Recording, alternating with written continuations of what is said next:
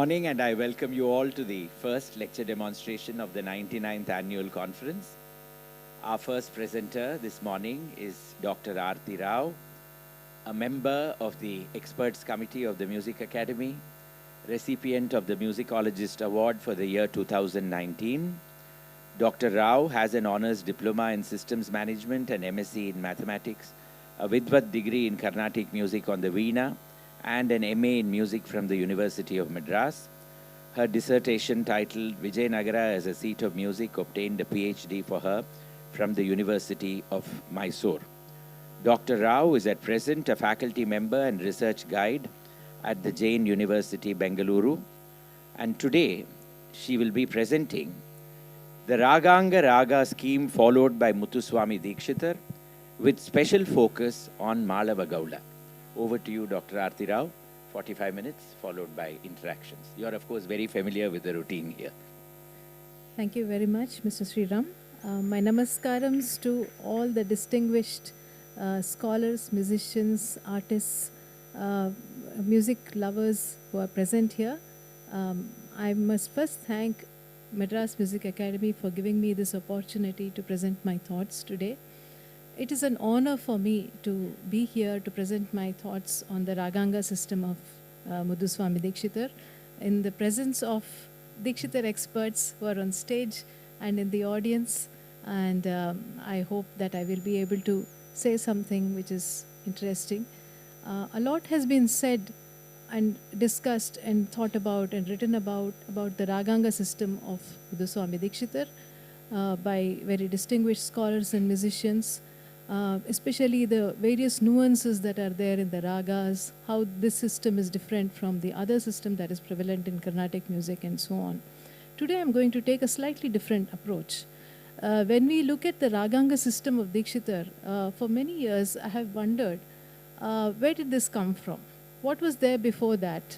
What did Diksitar and his family inherit? And how did this system evolve?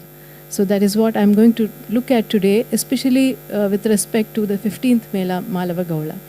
So I have been doing some work on the Gita, Prabandha, Suladi, Alapathaya songs that belong to the medieval and early modern period. And I'm trying to link the raga system of these songs with the raga system of Diksitar. So that is what I hope to present today.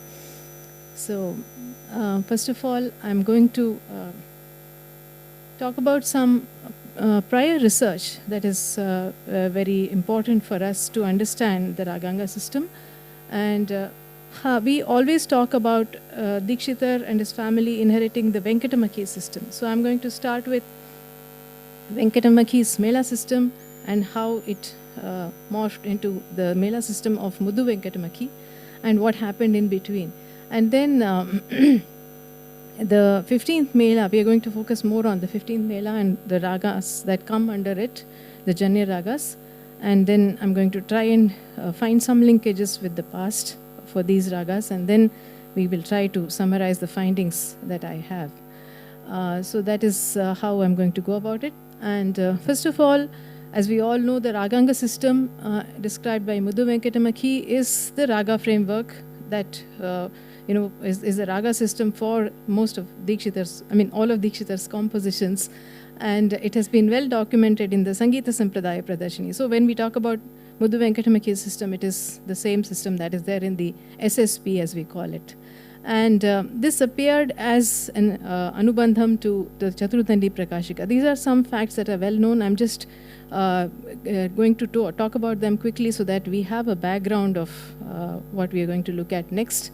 And then it is well known that Mudhu Venkatamaki was a different person and as compared to Venkatamaki, and he was a descendant.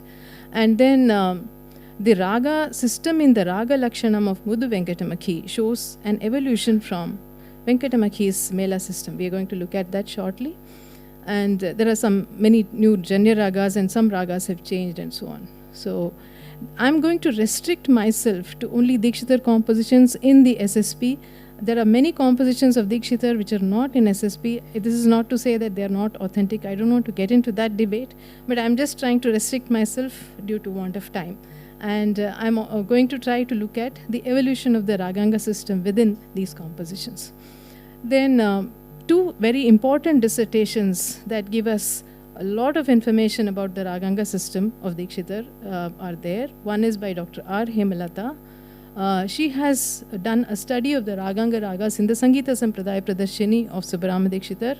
This was a PhD thesis of hers, and it was submitted to the University of Madras in 2001. The other dissertation which I would like to talk about is by Dr. R. Abhirama Sundari, where she talks about the ragas of this 15th mela specifically. She has done an intensive study trying to examine what is the swarupa of these ragas and whether there are any similarities and any linkages. Dr. Hemalata is also looking at the arohana avarohana of the ragas and whether the arohana avarohanas appeared before the swarupa of the raga was crystallized, or whether the swarupa of the raga was fully formulated and then the arohana avarohana came about. So I'm not going to get into that because that has already been examined in great depth, and many conclusions of Dr. Hemalata have been formulated at the end. So as I just said, I'm going to look at it from a more historical perspective. Then a quick look at the development of the mela system. These are all well-known facts, but I just want to reiterate them. The mela system evolved in around the earliest evidence of the mela system in a written treatise is in the 16th century in Swaramela Kalanidhi. Of course, it is said that Sri Vidyaranya composed Sangeeta Sara before that, but we do not have that available to us. So basically a mela was just a grouping of ragas, and then we get into the next stage where the scales were artificially computed, and this formula was given by Venkatamaki. But Venkatamaki was wise enough to say that he was happy with 19 melas which were there in his time, and they were sufficient for the raga system of his time.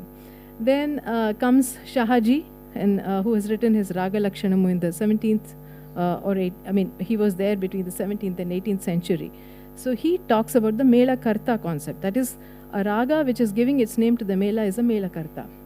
Then we have Raga Lakshanam of Muddu Venkatamaki, which is around the same time as Tulaja, who is Shahaji's brother and who follows Shahaji just after him. He is there. And Muddu Venkatamaki has listed, in his system you find names for all the 72.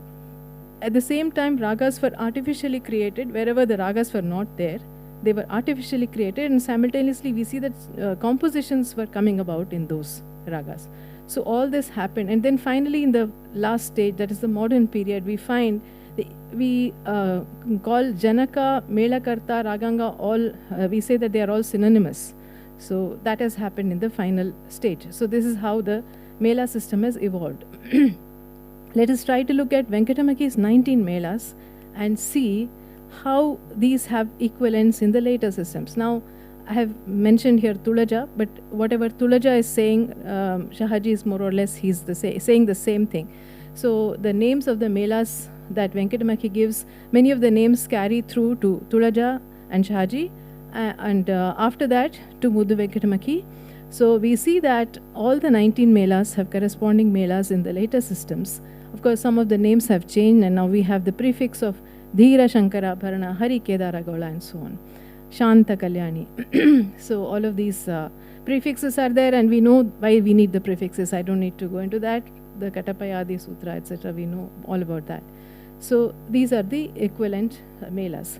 Now, I just wanted to look at some melas which are kind of important in the sense that they have many janya ragas, and we see that from Venkatamaki to Muddu Venkatamaki, many janya ragas have got added. So in Muddu Venkatamaki's time, we have ragas like Marga Hindola and Navaratna Vilasam, etc., which were not there in the earlier systems. This is just to see that some of these ragas which are very rich and which we feel that they have a lot of potential. These have come about in the later period also, but it's not to say that the traditional ragas are also not equally potent, but some of the traditional ragas have also disappeared. They are not as much seen in the modern period as they ought to be. So we look at Sri Raga, we see that again there are many janya ragas that have got added. And I'll be talking about this even with respect to Malavagaula. Many of the times we see that some of the new ragas that have crept in, there seems to be some influence from the north. So we have to be very broad-minded when we say traditional raga and non-traditional raga, because some of the very traditional ragas like Todi and Kalyani, they have come from the north. So then Kamboji Mela, of course, that's now called Chayagaula in the Muddu Venkatamaki system. So many new ragas, again, if we look at Jujavanti and all that, we see that the northern influence coming in. Then Shankara Bharana, of course, is again a big mela with many janyas. And then we have Kalyani. The Tulaja's description of the Janya ragas is missing. That is the reason that there are very few ragas here. Probably there would have been more. We see Saranga, Yamuna Kalyani, Mohanam. Now Mohanam has moved from Kamboji to Kalyani. So that's an interesting thing that we see. So if we look at the transitions of how the ragas have moved from one mela to the other, Bhupala was a mela earlier, but that was the 8th mela corresponding to the Todi mela of today. But now, in the later system, there is a new mela called Bhinna Shajja, which becomes Dhuni Bhinna Shajjam in Muddu Venkatamaki system. So the realignment happens there. And Uday Ravichandrika, as we know in the Dikshitar system, has the higher Nishada. So it aligns to Dhuni Bhinna Shajja and so on. So we see quite a few movements of the ragas across the melas, which shows how the swaras are going a little higher up or a little lower. Of course, I'm only stopping at Muddu Venkatamaki system. We know for a fact that beyond that, today we are singing some of the ragas differently. Post Dikshitar, so I'm not getting into that. So, one interesting raga that I want to talk about is Saranga. So if we look at Saranga, it had something called the Urdhva Gandhara. Now this Urdhva Gandhara was nothing but our Shuddha Madhyama. And in the earlier systems, in the northern texts, we find like Sadraga Chandrodaya or even Ragamala and all that, we find this mention of the Urdhva Gandhara, which is synonymous with the Shuddha Madhyama. So we could have the Urdhva Gandhara and the what we call the Pratimadhyama along with it. So in Saranga, we had the Urdhva Gandhara and the Pratimadhyama. But later on, when we come to the Tulaja period, we know that there is nothing like an Urdhva Gandhara. But Tulaja still talks about Saranga as a separate mela having the higher Gandhara equivalent to the Shuddha Madhyama. And then he also says that it's a separate mela by itself, it's a raga by itself. And later in Muddu Venkatamaki system, that is integrated into the 72 mela karta system, because till then it could not be a part of 72. So what Muddu Venkatamaki has done is he has put it into the Kalyani mela, and he has made the Urdhva Gandhara as a Shuddha Madhyama and added one Antara Gandhara. So now you have two Madhyamas and one Gandhara instead of just one Urdhva Gandhara and one Madhyama. So that is the present Swarupa of Saranga. Of course, Saranga also exists in Hindustani. Sarang Prakars are there, and there are many Saranga family ragas. So that is one interesting thing that we see. And then we also see that newer melas have come in. 19 has become 72. And the Arohana Avarohana, Dr. Hemlata has done intensive study on that, as I mentioned. That seems to encapsulate some of the Vakra formations and so on. But I feel that it is not enough to capture the essence of the raga. Because if we look at all of us who have studied SSP know that Subrahma Dikshitar gives many phrases and a lot of additional notes to tell us what the raga is like. So Arohana Avarohana is not enough to capture the essence of the raga. Of course, in Muddu Venkatamaki system, it is very, the Arohana Avarohanas are Vakra, and there are a lot of Dirghaswaras and so on. So they are very well thought out. But still, and many times we see that the Anyaswara does not come in the Arohana Avarohana. It is not part of the Murchana. So it is mentioned separately. So these are some of the observations that I have. Now, I'd like to give a quick introduction to the manuscripts which are there in Tanjore Saraswati Mahal Library, particularly the collection entitled Geetadi, which I call Geetadi because they have the word Geeta in the title, Nana Vidha Geetamulu, etc. So these manuscripts have many notations of Alapa, Thaya, Suladi, Gita, Prabandha, etc. And we are going to try and look at some of these examples and try to link them with the Dikshitar Kritis that we know. And as I always say that it's very difficult to read these manuscripts because we don't know whether it is Madhyasthayi or Tarasthayi or Mandrasthayi. We don't have those markers. Some of the manuscripts could be damaged. There could be missing folio. If you miss one folio, then the charana is completely lost or whatever. I mean, part of the song is lost. So those kind of challenges we have, but with that, we still try to reconstruct what we can from the music of those songs. So coming to, this is an example of a TMSSML manuscript. Now this is transcribed to Devanagari. The original manuscripts were palm leaf manuscripts which were written in Telugu script, but many of them have been copied by the library itself into Devanagari. So this is an example of Velavali Raga. Now this Velavali is an interesting raga because between Shahaji and Tulaja there is a difference of opinion. Shahaji is putting it under the Sri Raga Mela, and Tulaja is raising the Nishada and making a separate mela for it. So that is I think one difference between the two brothers. So and that becomes our Gauri Velavali that we know today. Then just a quick overview of the Malavagaula mela. It's a very old mela. It has existed from the time, or at least from the 16th century, and there was there could be this name repeated across different texts in different ways. Other names that have been given for this mela are Gaula, Gauri, Gaudi, Gurjari, etc. But they are all referring to the same mela. And it's always had the maximum number of janya ragas. That is the reason why I found it very interesting. Across all the texts, in all the time periods, it has the maximum number of janya ragas. In fact, Ramamatya himself in the 16th century, he says that Ragana Muttamottamaha and all that. So he has high praise for this raga also, Malavagaula.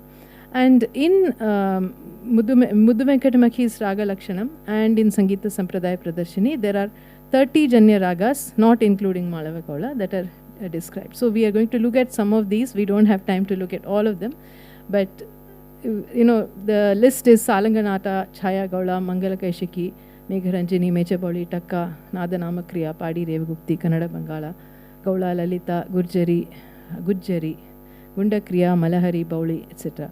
So we are going to look at some of these. I think these are all well known to all the people here. Oh, sorry.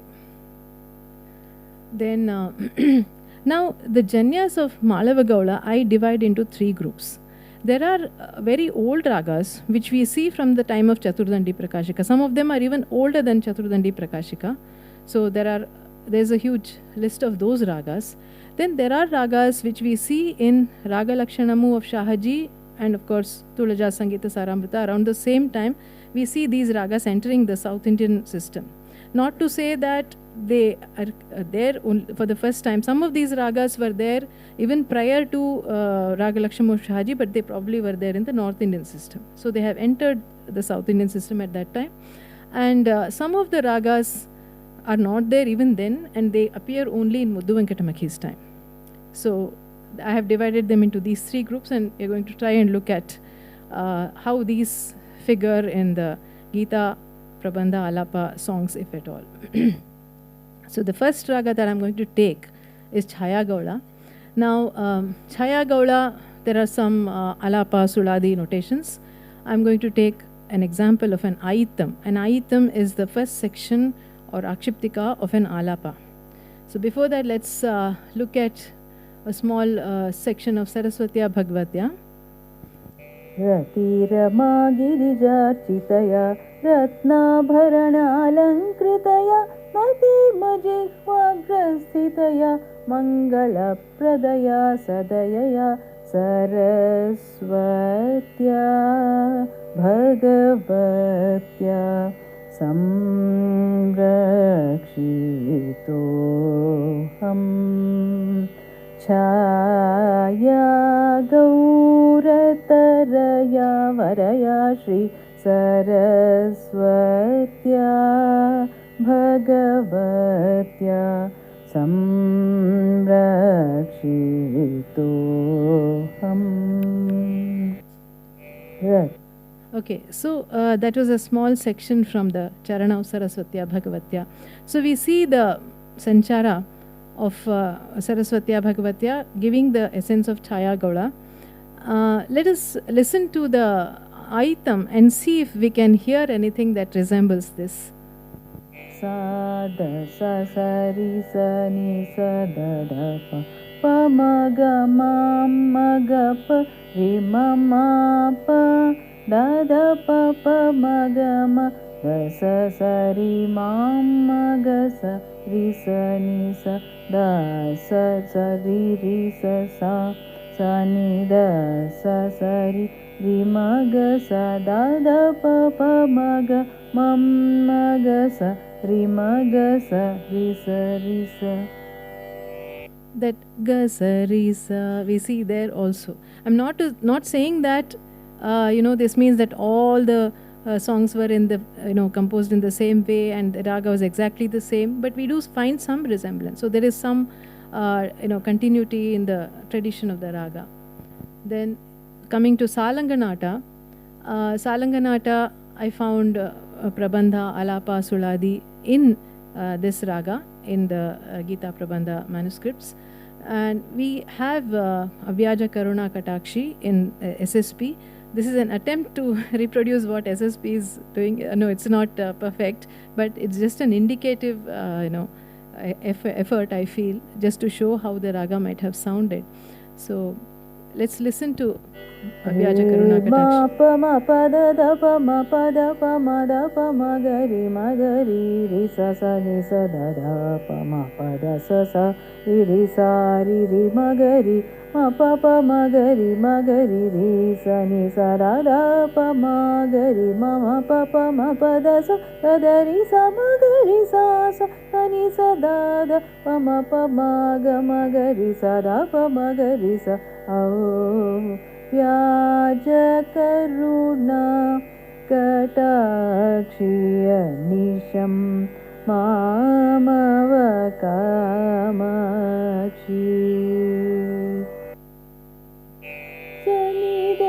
This is the Gita. I have not sung the lyrics because I want to focus on the raga.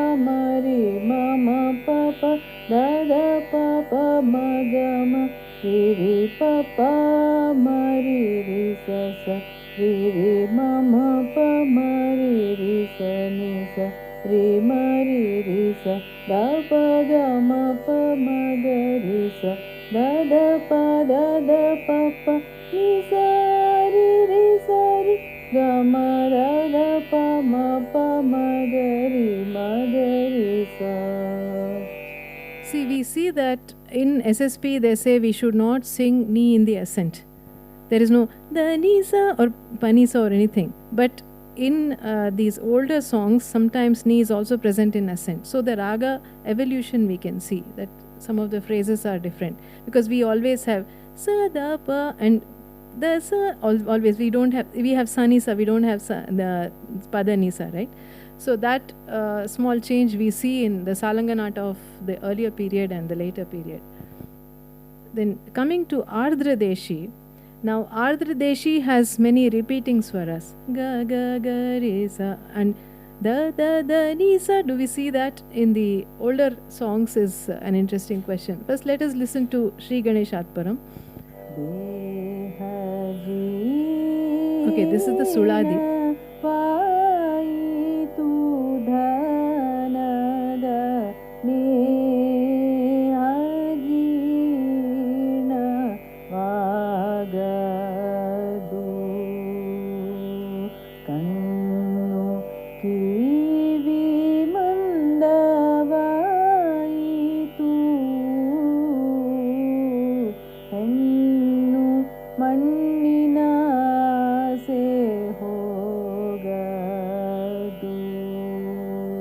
This is a Suladi by Sri Vyasaraja, Deha Jiranamaitu.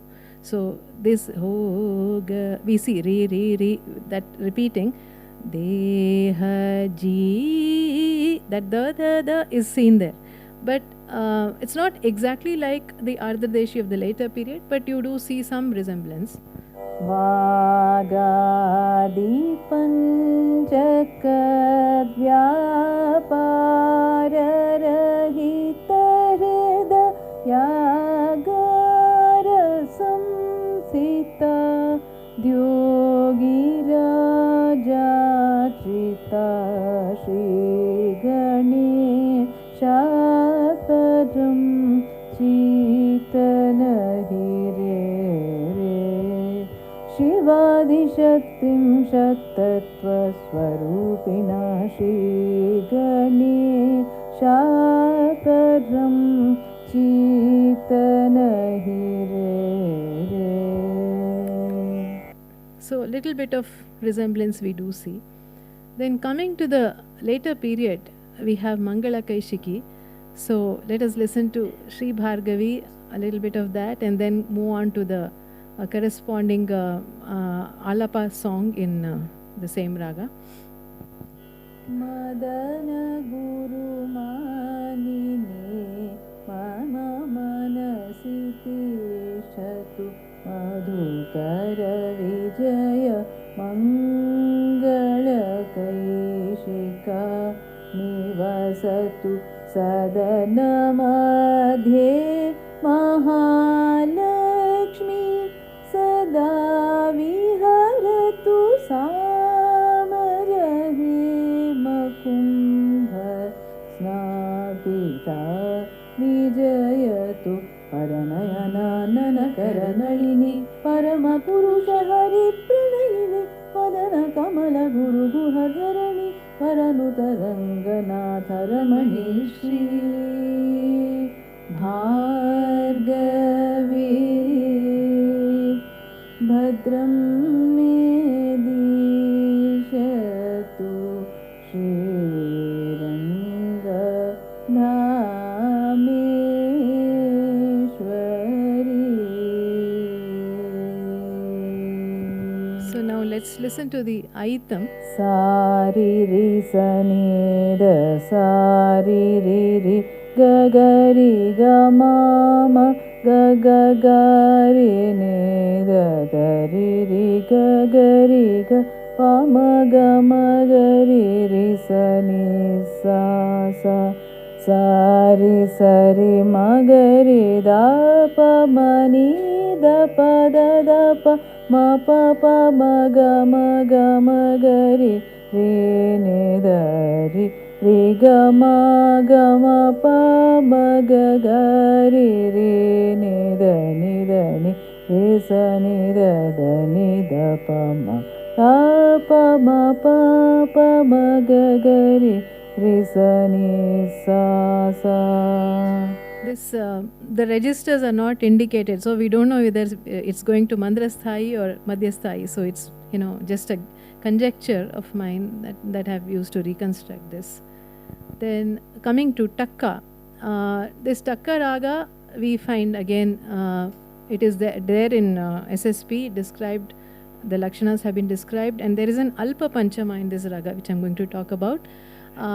We also have correspondingly some notations of Alapa and Thaya and all in Tanjore manuscripts. So I'm going to play a small bit of Sundara Murtim, and then we'll move on to the other song.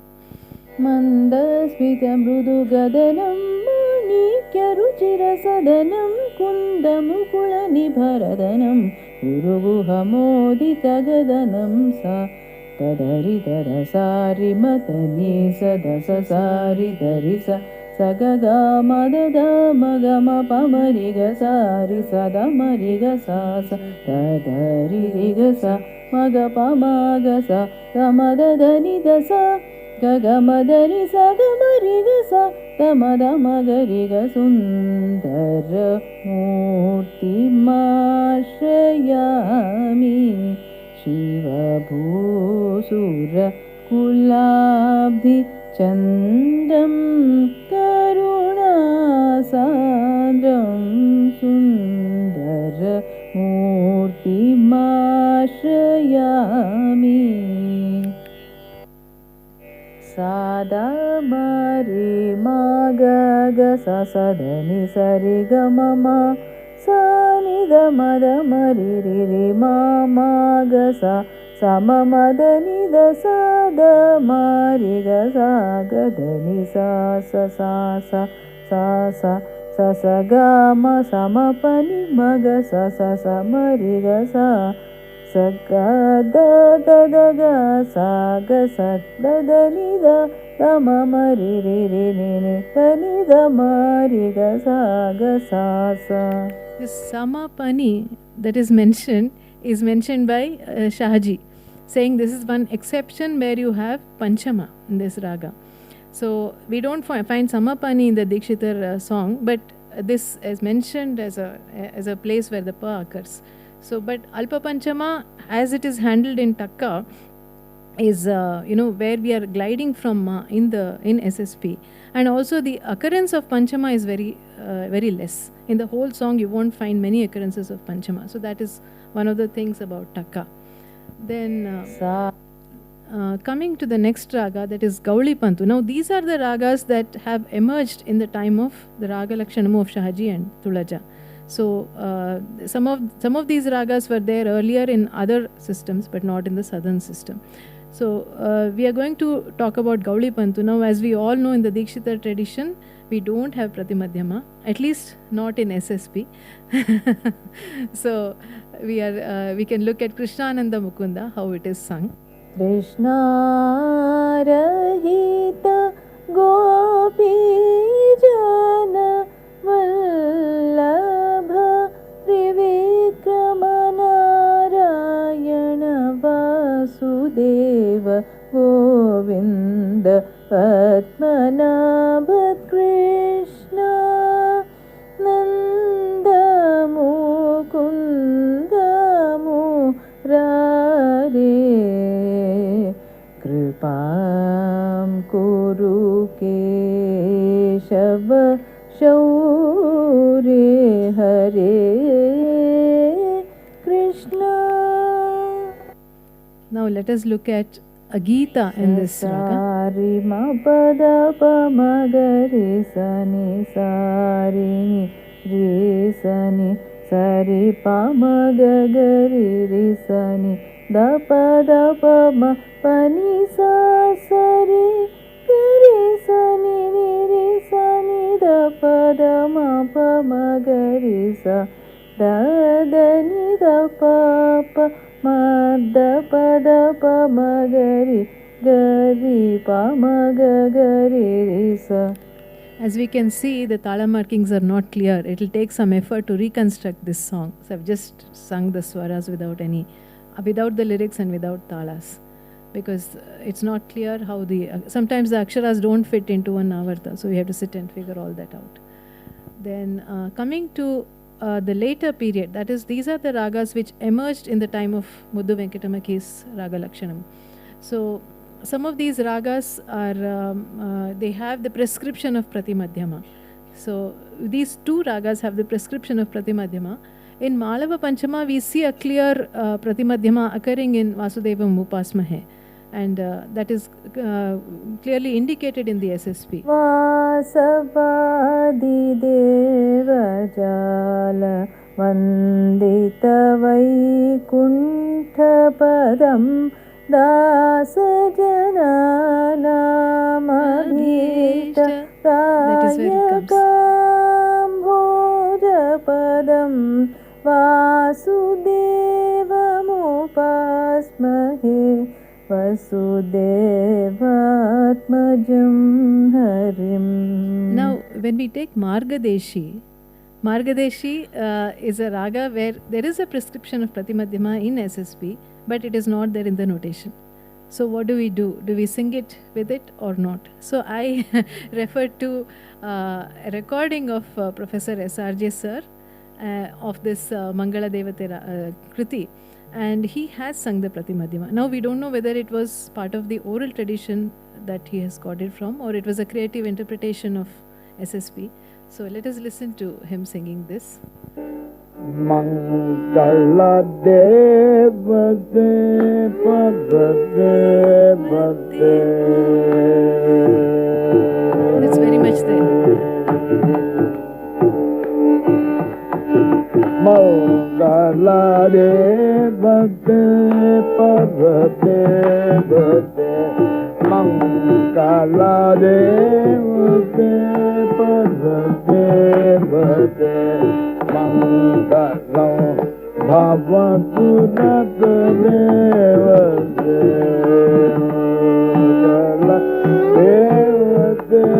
paradevate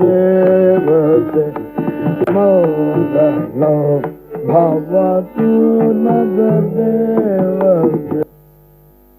So this is, he has sung it in other places also. I have just given the bit of the Pallavi because of shortage of time. So even in the Chitteswara it comes. So now let's move on to one slightly difficult concept that we see in Dikshitar's compositions, particularly in some of the 15th Mela compositions we see this, that is the Grahaswara passages. Now we have a wonderful article by Professor N. Ramanathan sir where he has discussed this issue of Grahaswara passages. So I'm just trying to summarize in brief what I have understood about this aspect. Now this Grahaswara passages occurring in some of these compositions is an indication of a tradition which existed many centuries before. So let us look at an illustration of Sada Vinata Sadare in Revagupti, where I have attempted to sing the Grahaswara as it is given in the notation. And then let's try to understand what this represents. Sorry. Rega pada sa ri ga ri sa da pa ga pada pada sa da pada pa ga pada sa ri ga ri sa da pa ga ri ga ma da ni ri ga ma ga ri ni da ma da ni ri ri ni da ma da ni ri ga ma ga ri ni da ma ga sa da. We find that sa da ri sarasi janayana sodare. So we find that there is no change in the melody. If we were to play it in an instrument, we could not make out any difference. So what is the fun in having lyrics that are indicating other swaras? So what are we trying to accomplish here? That is the question. So when I was trying to study this, I was told about another prabandha which has this feature in one of the Tanjore manuscripts. I'm grateful to Dr. Srilata for showing me this prabandha. And this has this Grahaswaram. This prabandha is in the Raga Mohana. Now Mohana is a relatively more recent raga which appears in the Shahaji Tulaja time period. So this has a Grahaswaram. I have tried to reproduce the manuscript as it is here. And I've also tried to sing it the way it is. Sa sa ri ri ga ga pa ga ri ga pa ga ga ri ga sa ri ga ga pa pa sa ri ga pa ma ma pa pa da sa da pa da sa da pa da ma pa pa da sa ma pa da sa. Now this is very clear because this is a normal Graha Bheda that we do, right? We have Shuddha, Saveri and Mohana. So it's very easy for us to understand that this is a regular Graha Bheda that is being done. But when we talk about ragas like Revagupti and Kannada Bangala, it's not the usual Graha Bheda, because if we try to place the swaras on those positions, we end up with an invalid scale with two Pratimadhyamas and so on. That is the reason we find it difficult to understand that Grahaswara. So to understand this, if we go back a little, there is an article by Professor R. Satyanarayana where he has discussed the origins of Revagupti from the Grama Raga period. It was in the Sangita Ratnakara, it was described as being derived from the Madhyama and Arshabhi, this is actually Arshabhi Jati and the Abhirudgata Murchana that I have not mentioned in the slide. So there are a lot of details about the Murchanas and the Jatis from which it is derived. So it is difficult to go into all that now, but in brief, the point that he has made is that it is a derivative of the old Grama system. And then in those days, the tonic note was Rishabha. it was not Shadja. There were many ragas. In fact, we see many ragas even in SSP where the Grahaswara is not Shadja, it is something else. So this is a representative of the older system. So if we look at Rishabha as the Grahaswara, and it says that in the older texts we find that Shadja and Panchama were the Varjyaswaras. So that leaves us with Rigamadani, right? But if we transpose that to the newer system where we have Shadja as the Grahaswara, then we get our Sarigapa Sa. So this is the representative of the older system. If we understand what the older system was like, it makes more sense to us. But to get a musical understanding of this, I just attempted to sing this, the same Grahaswara passage in a more familiar raga, which will give us some inkling of a Grahapeda. At least it will give us valid swaras. Of course, that is not a really valid scale or a valid raga as such, but it will at least give us swaras which sound reasonable to us. So here is my attempt at singing this in Shivaranjani. Riga pada sa riga re sada paga pada pada sa sada pada paga pada sa riga re sada paga re gama da ni re gama ga ri ni da ma da ni ri ni da ma da ni re gama ga ri ni da ma ga. It sounds like, of course it's all very plain with no gamakas, it sounds like the swaras of Shankarabharana. So at least musical intervals seem to be valid for us, but of course this is only an illustration to show that the musical intervals that we are familiar with are not the same as what they were probably several centuries ago. So when we talk about Revagupti in the Grama, Revagupta or Revagupti in the Grama period, how they sounded, how Shadjagrama sounded, there are opinions of scholars which say that it sounded like Kharahara Priya. The Shuddha Swaras were like Kharahara Priya. That means that they did not sound anything like what it sounds today. So probably that was the reason why we are unable to understand how this Grahapeda shift could have happened, and it was still musically a valid interval. So this was just a small attempt to illustrate that.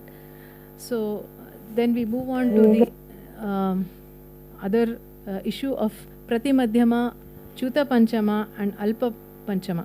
Now Alpa Panchama, as we saw in Taka, it is sung with a connection to Madhyama, and it also represents a Panchama occurring very less.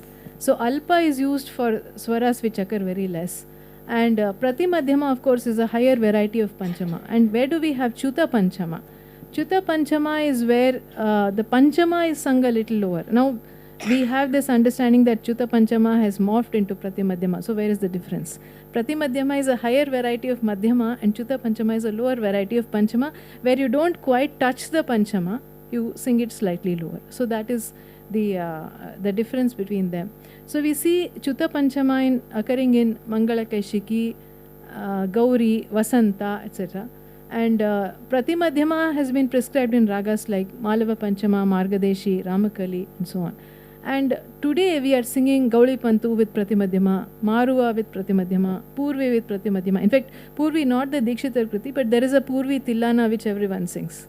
Now that Purvi is very different from the Purvi of the Dikshitar tradition. So where did this come from? That Purvi, I came to know from Professor Ramanathan sir that the Tillana that we all sung was actually a Trivat. And that has come into now our system, and we call it a Tillana, and we are singing it. So there is probably the influence of even in Paraj, in the Dhanamal school, we see the occurrence of Pratimadhyama in one or two places. So I'm grateful to Sri Ravi Rajgopalan for sharing that recording with me. I hope to play it in the next slide. So I think there is a slight influence of North Indian music for some of these ragas. So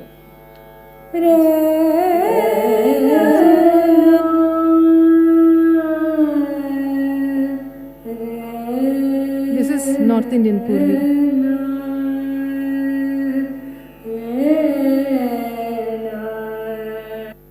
Okay.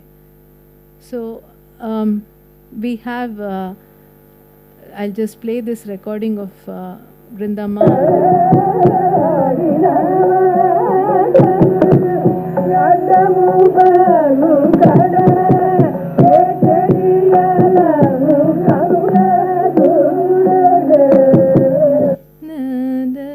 that's where the Pratimadhyama is coming.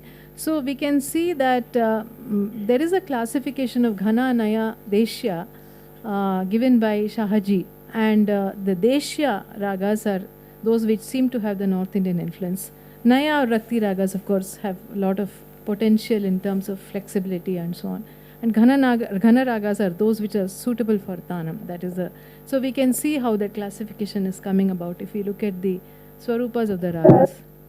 So one special mention that I would like to mention is make is of Saveri, Saurashtra and Vasanta. Now Dr. Abhirama Sundari has written about this in her thesis. I'm just trying to summarize this, that Saveri, we sense a kind of discomfort that Subbarama Dikshitar has in classifying it in the 15th mela, because there is a usage of Sadharana Gandharam and Kaishiki Nishada, which we see in the Dhanamal school.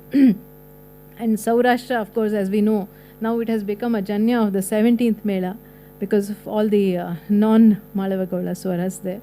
And in fact, Subbarama Dikshitar tries to compare Saurashtra with Purna Panchamam. And Dr. Abhirama Sundari has written, it's not clear why he is doing that, because we don't see anything in common. And Vasanta, of course, the Panchashruti Daivata has become more prominent, and we hardly sing the Shuddha Daivata anymore. So these are some of the features, special features of the ragas. And the other thing is about Saveri, which was pentatonic earlier. If we look at Swaramela Kalanidhi, Saveri was a janya of the 29th mela. I mean the equivalent of the 29th mela. And in Chahaji and Tulja's period, we find that the swaras have reduced, and it has become, the Arohana has become, the Avarohana has got all the swaras. So now it's become Sampurna. So Srimati Hema Ramanathan has written that it is probable that Asaveri has entered the southern system and become Saveri and got crystallized as Saveri, and the old Saveri is called Shuddha Saveri. So that Shuddha prefix is added for Dhanyasi also. The old Dhanyasi has become Shuddha Dhanyasi, and the new Dhanyasi is what we know today. So some of these transformations have taken place. Then these are the 4 sets of ragas that are compared by Subbarama Dikshitar, Nadarama Kriya and Malavagaula, Taka and Lalita. Like we saw, Taka is very much like Lalita, except that it has that Alpa Panchama. And the other thing which Professor Ramanathan sir mentioned to me, we see in SSP that in the description of Lalita, Subbarama Dikshitar says that in the old tradition, Lalita was confined to the Madhyasthai Madhyama. But we don't have Sancharas in the Tarasthai, but Dikshitar has composed in the Tarasthai. So in Sri Vishwanatham, we see that lower range, and in Hiranmayi, we see the higher range. So that is another thing that we can say is different. And Kannada Bangala and Saveri, see, he's not comparing Kannada Bangala with Malahari. They have the same scale, but he's comparing with Saveri because of the way the phrases are. And if we look at Renuka Devi, we see that the way he starts itself, Renuka, that Damapa, that itself is different from Malahari. So he's comparing it with Saveri rather than Malahari. And of course, we saw historically Kannada Bangala is older, and the new version of Saveri is more recent than the older Kannada Bangala. So this is just a quick look at the comparisons being done by Subbarama Dikshitar. So now we did not talk about Malavagaula at all. Malavagaula is a raga that seems to be, this is again Dr. Abhirama Sundari has discussed this in detail, which I am trying to sum up here. It seems to be a synthetic or artificial raga, and initially in the Swaramela Kalanidhi it was supposed to be an Audava raga, and later it changes to Sampurna. And the one thing that is not quite nice about this is there are not so many Varja, Vakra phrases. We have Janti, Dhatu phrases and all that. So, Dr. Abhirama Sundari has also mentioned that it doesn't seem to be such a raga with so much potential as some of its Jana ragas. So, it is not such a very rich raga as some of the Janya ragas are. So, of course, Subbarama Dikshitar notes that for the Abhyasa Gana, the initial exercises, this raga is very suitable. So, to sum up, some of these findings of mine are that the raganga system, as we saw, there are some ragas which are very old from CDP, that is Chaturdandi Prakashika, or even older. Some ragas have entered from the north, either at the time of Raga Lakshanam of Shahaji or later, or even before CDP. So we have ragas entering from the north at different periods of time. And the Arohana, Avarohana are quite interesting, but they do not fully capture all the features of the ragas. Then the Janya ragas do have distinct melodic identities, and there are some ragas which show affinity to other melas also, like Saurashtra and Vasanta. Now we have moved them to other melas because they seem to not fit in there.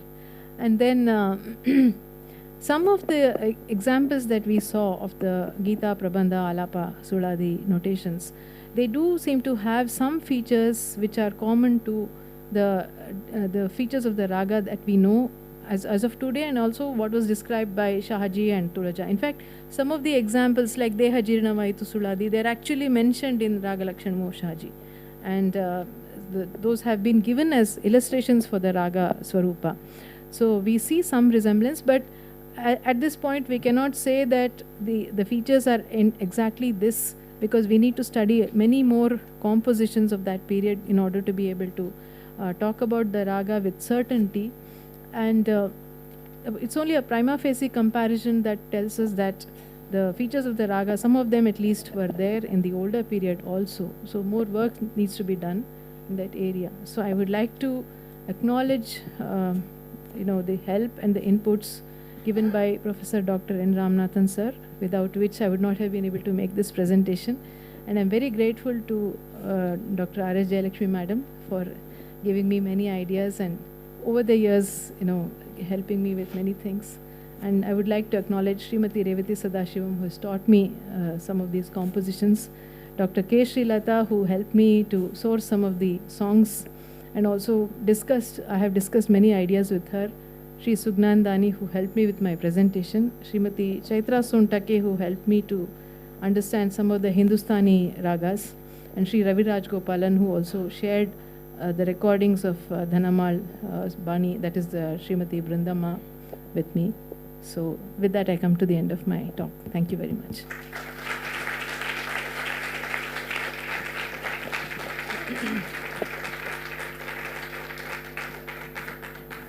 Thank you, Dr. Arathi Rao. We'll now have interaction with members of the experts committee. Mike, please.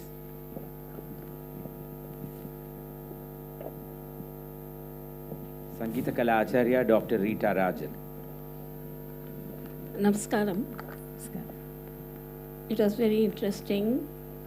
Thank you. Informative. Thank you very much, ma'am. You said 30 Janya ragas, no? Yeah. Can we have the cell phones on silent, please? Yeah. Abraham Sundari has given 31. 31 including Malavagaula. No, she doesn't say like that. She says it is the most prolific raga, Yeah. having the maximum number of Janya ragas. Yes.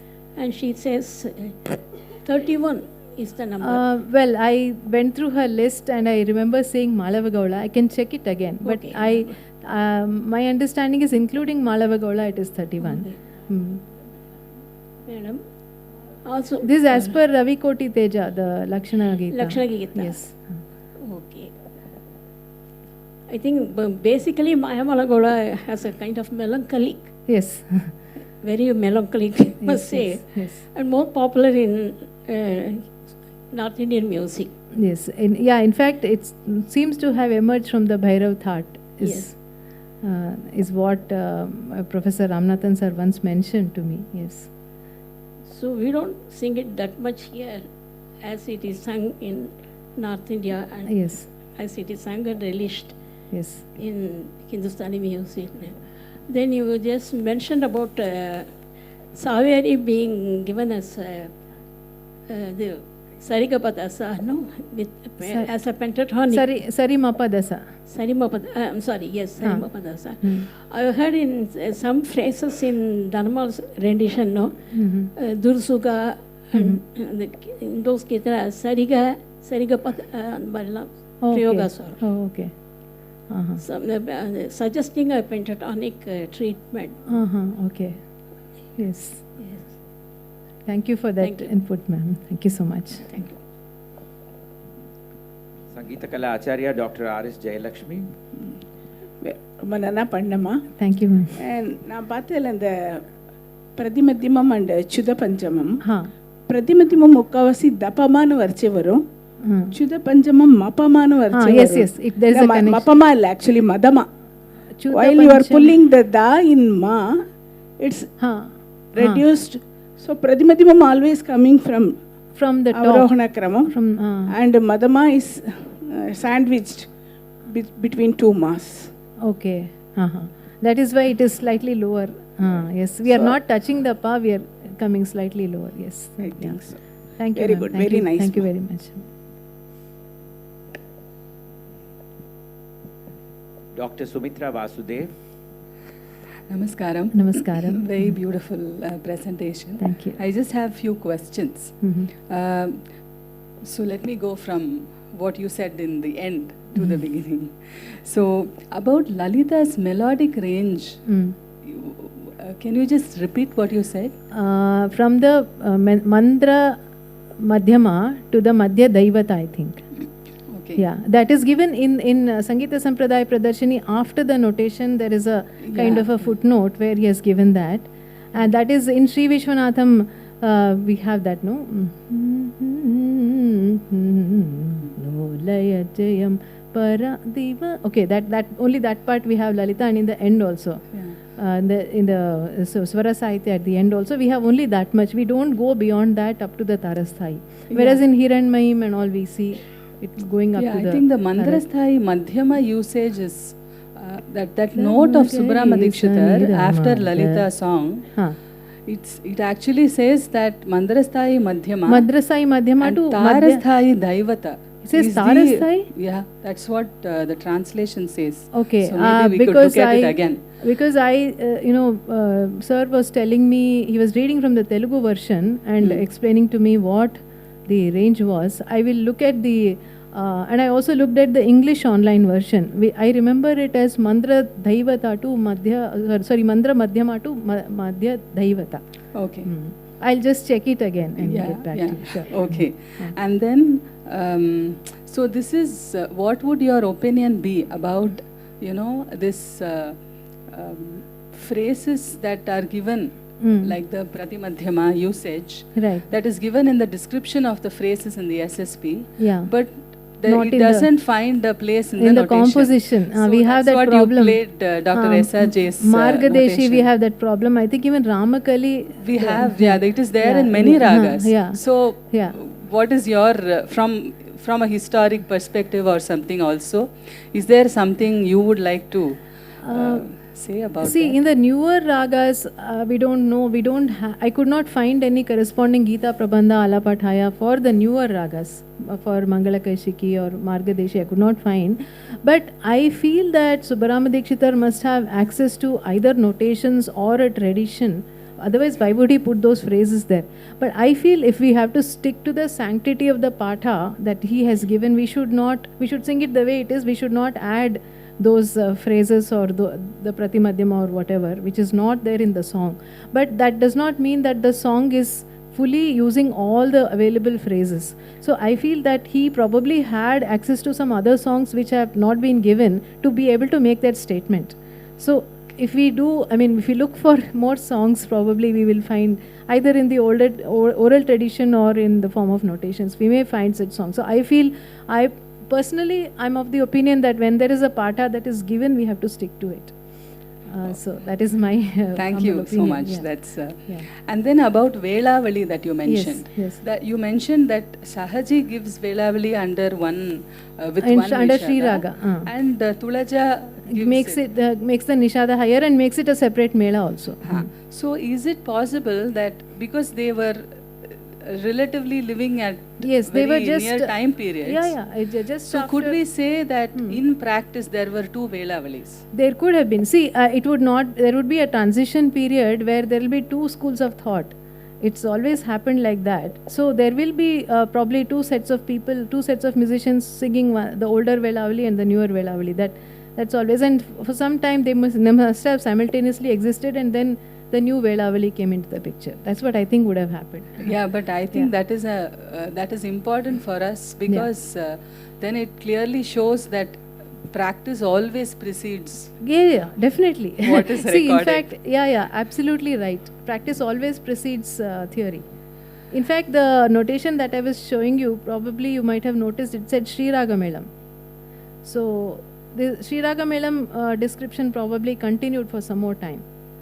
Actually, about that, the notation from the manuscripts. Yeah. Of course, you mentioned that it is, it's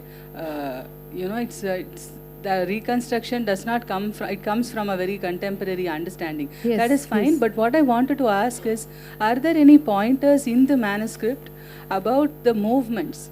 Just like Raga Vibodha gives, or then later we have the SSP, but because there is a precedence of Somanatha, Yeah. is there any description more than just the swara phrases?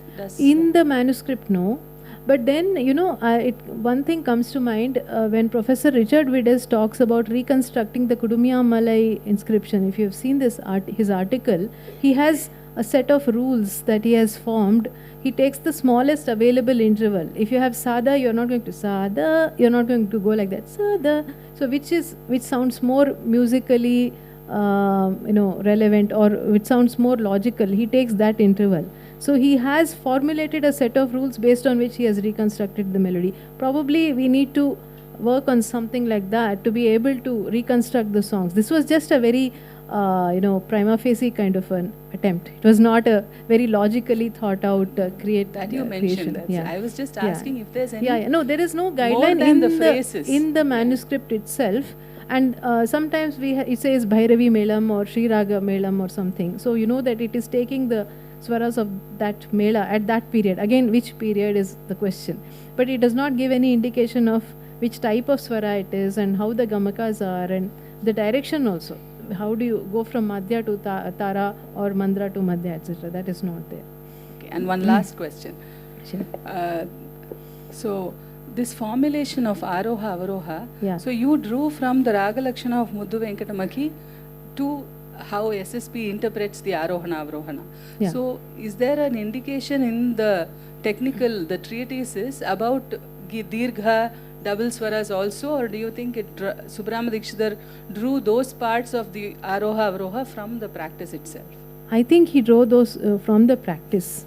That is my opinion. I need to do more work There's on this. no, because as I see, it's only because Sampurna, Aroha Varja and all that. Avaroha is a very new concept, relatively. So I have to do more work on that to be able to make a concrete statement. But I feel he has taken it from the practice. Thank you so much. Thank you very much. Thank you, Dr. Sumitra. Members of the Executive Committee, any comments, queries? If there are none, anybody from the audience? Dr. Naresh Kirti, member of the Experts Committee, so it's not from the member of the audience. Thank you, Aarti, for that wonderful talk. Thank you. I'll start with something we spoke about in the end, which is the discussion on Lalita.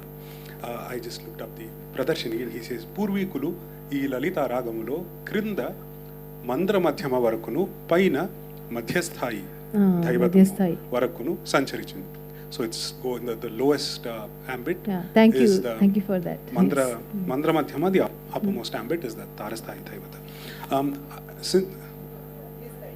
Sorry. Madhyasthai Dhaivata. Very sorry. I wanted to ask Aarti, if you looked at the Geetams for Saranga and Saurashtra that are given in the Pradarshini. No, in fact, Pradarshini, many songs I need to look at. I restricted myself only to the compositions that too of Dikshitar. Right. Only the kritis of Dikshitar. So I have this general Yes. question about Yes. the Geetams which we find in the Pradarshini, Yeah. both the Geetams and the Tanams. They're all Yes. called Venkatamaki Geetams, they're all Yes, called Venkatamaki yes. Tanams. Yes. And since you have spent a lot of time looking at this corpus of Geeta Prabandha compositions from Yeah. the Tanjavur corpus, do we see any of these Geetams? Is a bigger question I have. Some of the Geetams in the SSP are taken from the Tanjavur manuscripts. I see. Yeah. Okay. So specifically I asked Saranga because in the Saranga Geetam, the first Khandika, each Avartam, begins Ripu Khande, Gehare, Meerashana, Padumanabha, dhuli something, nuta something, which gives us re, ge, mi, pa, dhu, nu mnemonic. Wow. And this ge, I think, is not ga, is not gi, is not gu, but is ge, which is your urdhva gandhara. Oh, wow. Fantastic. Thank you so much for that. But the dhu and the nu are the googly here. Okay. Because if somebody, whoever wrote this Geetam, was singing a saranga with the dhu and the nu, we really have to think what that Yes. what that saranga sounded like. Yes. Similarly, in Saurashtra, the beginning of each avarta goes Rasa Krida, Gurutara, Manohara, then Pu something or Po something. I think there is a mistake in the text. Dhatu Asure, and then the next one goes Narayana or Narayana. And I think a lot of this text might also be corrupt. So poor Subrahma Dikshitar, we don't know how many witnesses of these songs he didn't have multiple manuscripts to compare from. But I'm wondering if also this Geetam, this Saurashtra Geetam that we find is actually marked with these Rariru notation, and then it makes it very puzzling that when you look at a further down Khandika, it says Bhashanga Saurashtra Nagarure or Bhashanga Saranga Nagarure, and I feel there are a couple of examples like this, and this poses a big puzzle about some of these Geetas that we find in the in fact, Pradarshini. there's a lot of work that can be done by looking at these Geetas. I have not looked at them, and in fact, for the non-Malavagaula, I did not look at any songs. I was just trying to give an overview because I was focusing on this, but even Saurashtra, you're right, I should be looking at those songs also in the SSP and outside also. Very interesting that you mentioned these, because that kind of crystallizes the swaras for us. One final point, I really liked how you use the word devious for Vakra. It makes those ragas sound like people you should be a bit careful of. Yes, thank you. Thank you very much. Thank you, Dr. Naresh. If there are no other queries, I will pass the mic on to Sangeeta Kalanidhi elect. Oh yes, there is one question. Dr. Hemlata.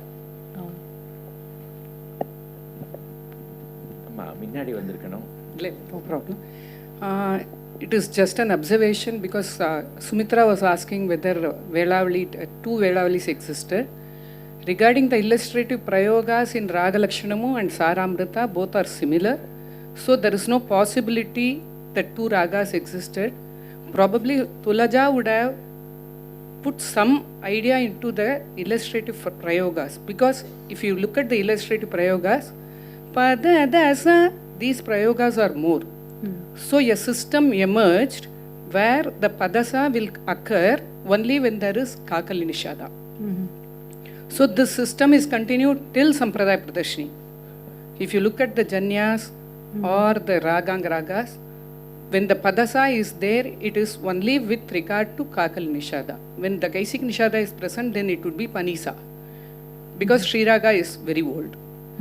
Another thing with regard to the Saranga Gita, Saranga traditionally had Shatshruti Daivata. That's why the mnemonics is Du. In the North Indian system also, the Saranga they mentioned is the Rishabha is Chatushruti, that is in today's understanding, and Gandhara is in Madhyama's position, and Pratimadhyama, and Padanisa, where they mention that the Saranga Raga, the Gandhara, sorry, yeah, the Daivata, Nishada and the Madhyama are absent. So, which gives you the scale of Brindavana Saranga of today.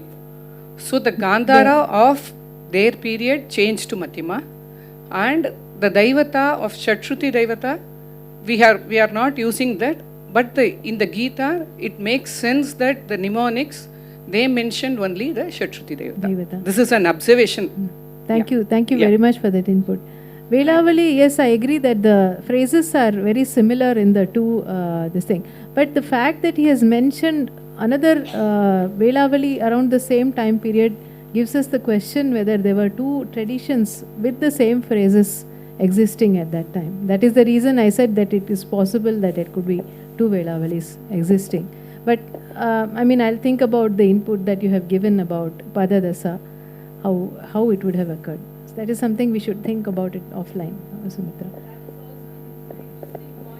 Yeah. The mic, use the mic. The system of giving the phraseology is what we have to observe Yes, then. yes. Because if there was, that's what I think she tried to say, that if there is a Kaishiki Nishada, then it will only be Panisa. Right. So there is no Padasa. I What think we are about getting Kamboji into or Saraswati? Very deep waters here. Sumitra. See, we are having I think we Kamboji will- and Saraswati. We will With close our the discussion choice. for the nons and hand over the mic to the Sangeeta Kalanidhi elect Vidwan Shri R.K. Sri Ram Kumar for his summing up.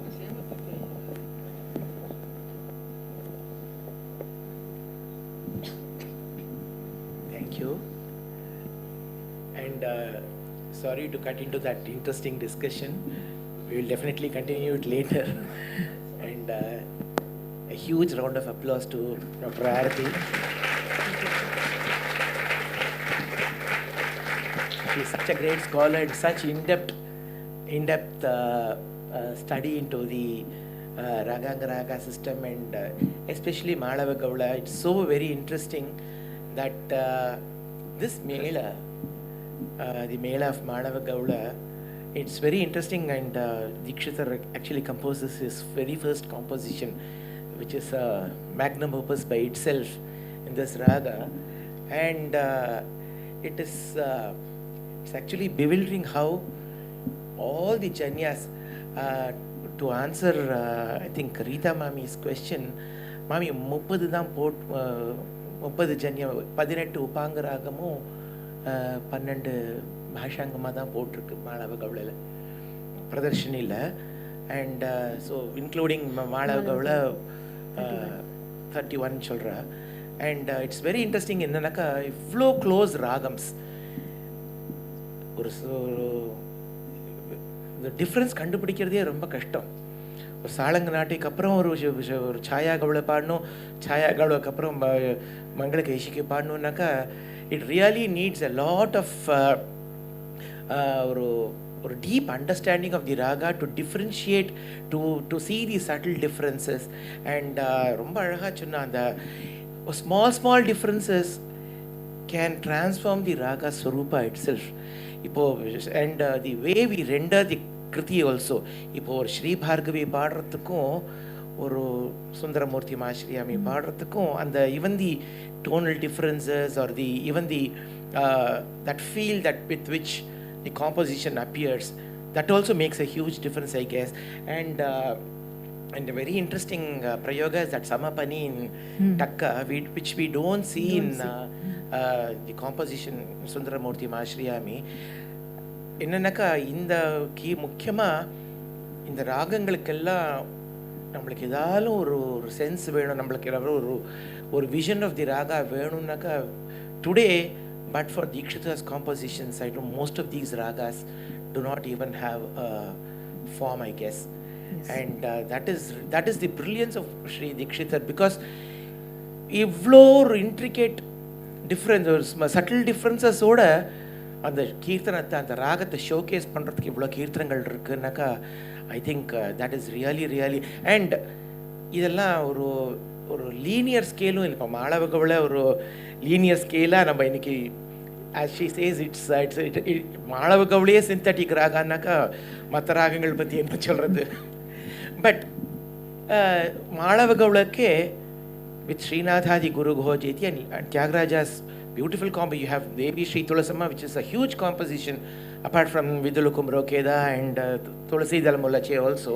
So ஏன் சொல்ல வரேன்னாக்கா இந்த ராகத்துக்கு இப்படி ஒரு synthetic ஸ்கேலுக்கு இவ்வளோ ஒரு பெரிய character கொடுக்கணுன்னாக்கா I think, and they have absorbed so much from the long history of this raga, I guess. And talking of history again, the Grahaswara was such an eye-opener. I really wish she would talk about it in more detail sometime, because நம்ம இன்னைக்கு இந்த கிரகஸ்வரம்ங்கிறது ஒரு 4-5 கீர்த்தனத்தில் Dikshitar use பண்ணியிருக்காரு. and it is a remnant of the past. He bridges the past with the present. எங்கேயோ ஒரு இடத்துல காமிக்கிறார் இப்படிலாம் கூட இருந்திருக்குன்னு. இன்னைக்கு என்னன்னாக்கா, since we don't understand what this is, we easily dismiss this as ஏதோ அப்பஸ்வரம் பாடுறோம், அது பாடவே தெரியல. சுப்ரமணி இது வந்து எழுதுறா. அது ரொம்ப ஒரு மனசு கஷ்டமாக இருக்குது. Because recently my dear friend Sangeeta Kalanthi Sri T.M. Krishna rendered the Kannada Bangala Kriti Renuka Devi, and he sang the Grahaswara, and he was just washed off like that. இல்லை என்னது ஒரு சங்கீத கலாநிதிக்கு அப்பஸ்வரமாக பாடுறார், இவ்வளோ சங்கீத கலாநிதி கொடுத்துருக்கா, இதெல்லாம் எங்கே ஒரு ஸ்வரம் எங்கே இருக்குது, ஸ்வரஸ்தானம் கூட எங்கே இருக்குதுன்னு தெரியல.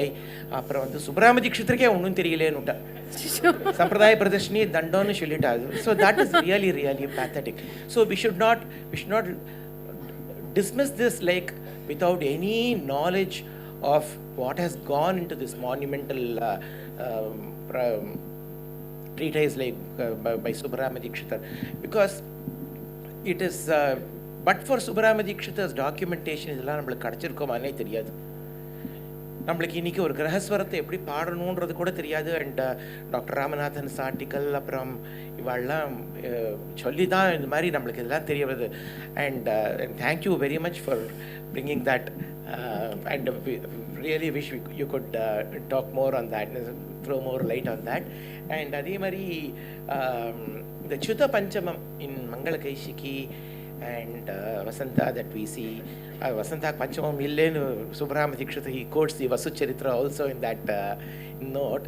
And Chuta Panchamam garche again RSJ Mami சொன்ன மாதிரி இந்த மதமா வரைச்சே ஒரு கமபா மகா வரைச்சே அந்த கமபாமகா எப்படி பாடணும் சுத்தமச்சமன்னு இப்போ because there's I hear certain versions of Sri Bhargavi Bhadrame திஷத்து. அதில் வந்து ஸ்ரீ பார்கவின்னு ஒரு இப்படி ஒன்று பாடுறா. அது என்ன பிரமாணம்னு தெரியல எனக்கு. Please forgive me for because அதுக்கு பிரதர்ஷனியில் பார்க்குறச்சே அந்த மாதிரி இருக்கிற மாதிரி எனக்கு தெரியல. You must correct me. He says that Gamapama phrase is, I think, in fact, RSJ Mami avaloda Vaivavosi, when she did that, I remember she talking about this in her PhD Vaivavosi also. So ஏன் சொல்ல வரேன், எனக்கு அந்த சுத்த பஞ்சமத்தை வந்து நம்ம புரிஞ்சுக்கிறதுல, because இப்போ வசந்தால சுத்த பஞ்சமம் இருக்குன்னு கம பா ம கான் பாடுறதுன்னு வசந்தால் அப்படி இல்லை அது. So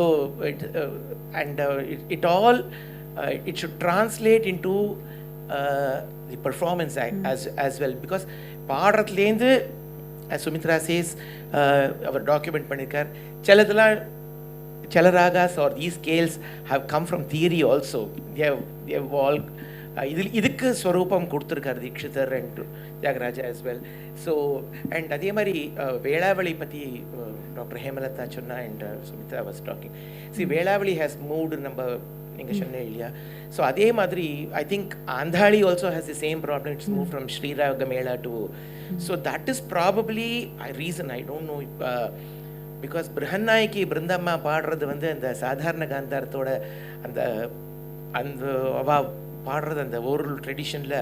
so but that's not how it is in the Pradarshini. It's not documented like that in the Pradarshini. It's in the Chayagaula mela.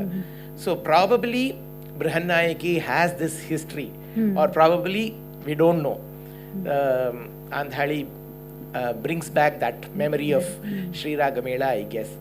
And for the usage of the Pratimadhyama in all these ragas, so I think it is more to do with the understanding or the interpreting of the prayogas that Subrahmanya Dikshitar gives. Ipo SRJ Mama padirkare. So Mangala Devate Nama Panga Pratimadhyama Varun Putkar marking podalai.